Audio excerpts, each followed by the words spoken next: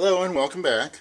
Today I have in front of me a Colt Model M pocket hammerless. This one here is chambered in 380 and it's in the 88,000 serial range, which puts it into 1914 to 1915 manufacturing date. Now this one here is an interesting one. It has quite a little bit of history behind it. I just got through giving it a thorough cleaning. Now this one here was used by a police department, and in the early years before the advent of the Detective Special Revolver, these pocket automatic pistols were popular among some police officers, and they were especially popular amongst the plainclothes police detectives. And that was also true of their adversaries. An interesting footnote in history is that John Dillinger, when he was killed on July 22nd of 34, he was carrying a 380 pocket hammerless, and it was serial numbered 106616. So he even liked these. And anyway, the 32 and the 380 were issued to a number of police departments. Now, this one here happens to be from the Shanghai Municipal Police, and Shanghai always had a serious crime problem, and the Shanghai Municipal Police Watch Committee held a hearing in 1919 on how to deal with the problem. They hired internationally renowned William E. Fairbairn, who up to that point had already been responsible for police weapons and training. Now, he insisted that radical new means were necessary to deal with the crime problem. And nowadays, Fairbairn is known primarily for the Fairbairn Sykes commando knife, and that was really only a footnote in his career. His primary concern was developing more effective ways of using pistols and training officers. His methods were revolutionary and highly successful, and in time became the foundation of all modern combat shooting. And it was Colonel Fairbairn who trained British commandos and OSS team members the confidence that they needed with superior skills as they went into the field.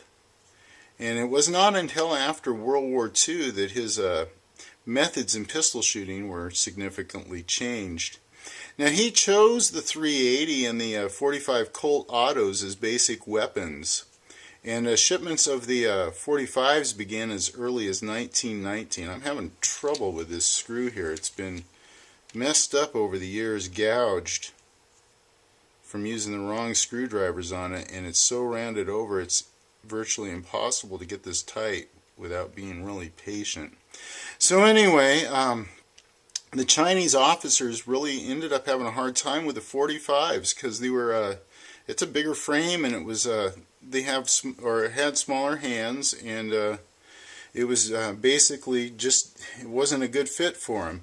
So at first the FN Browning pistols were used, and the SMP, or excuse me, the Shanghai Municipal Police records show that 270 Colts were acquired between 1922 to 1924, but no records from Colt have been located at this point that really show that. So between 1925 to 1938, 4,185 of the 380s were delivered from Colt, and they were roll marked with SMP. Now, Fairbairn was not alone in his thinking that the 380s were suitable for Oriental police units. Thousands were sold to other Asiatic countries between the wars, and the pistol itself was designed, or was intended for infrequent private use, and because of that, he thought that it needed some modifications for the pistol, and he had those built into it by the Shanghai Municipal Police Armory. Now, some of these that he did were eventually incorporated at the Colt factory.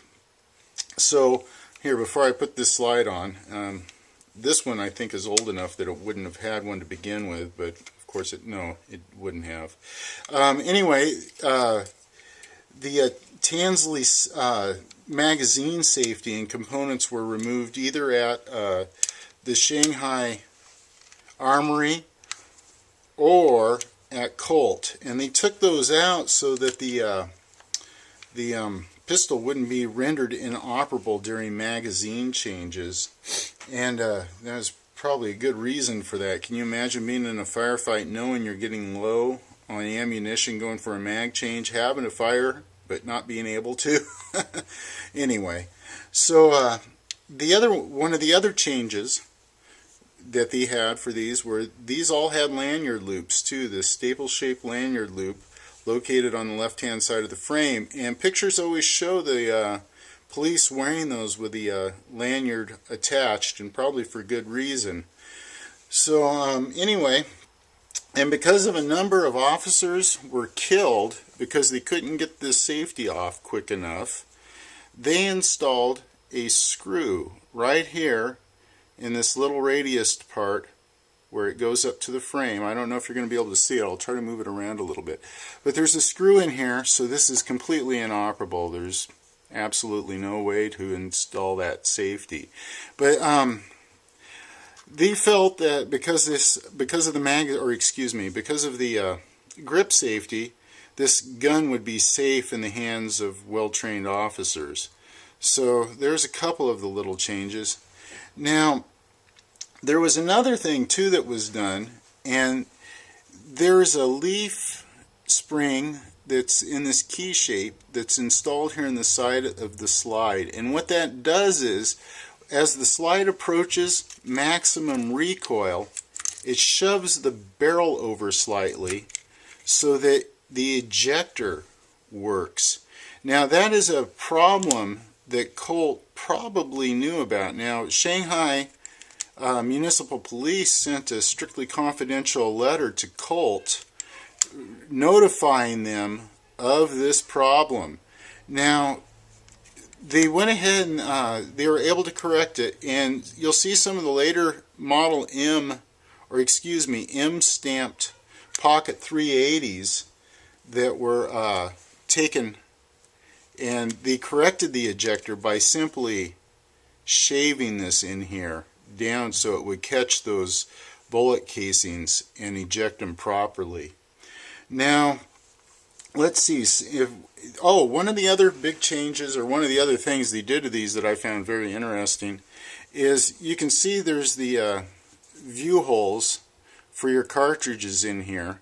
But another thing they did was they put view holes on the back of these magazines, because some unscrupulous officers would have a tendency to pick up casings at the range and then take and insert them in here so they could keep the full bullet and turn them back in to the armory with spent shells in there, so they'd have empty bullets. You imagine being in a firefight thinking you had a full magazine and all of a sudden you've got a blank in there, or not even a blank, just an empty casing.